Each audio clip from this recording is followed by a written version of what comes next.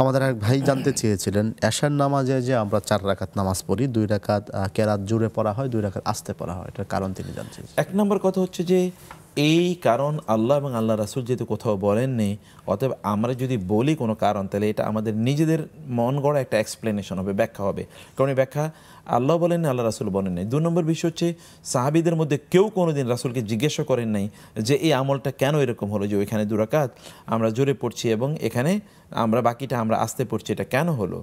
এটা হলো 2 নম্বর বিষয়। 3 নম্বর হচ্ছে কোরআনে কিন্তু আল্লাহ সুবহানাহু ওয়া তাআলা বলেছেন যে ওয়ালা তাজহার বিসলাতিকা ওয়ালা তুখাতিব বিহা ওয়াবতাগি বাইনা যালিকা সাবিলা উদউ রাব্বাকুম তাদাররুআন ওয়া খুফিয়া ওয়া দুনাল জাহরি মিনাল কওলি বিল গুদুই ওয়াল আসল।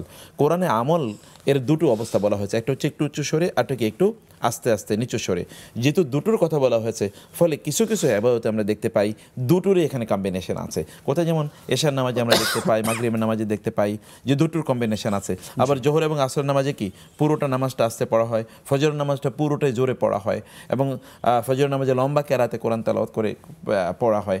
ফলে আমরা দেখতে পাই যে 2টোর কম্বিনেশন, কোরআনে যে ইনস্ট্রাকশন আছে এই 2টোর কম্বিনেশন এখানে আছে।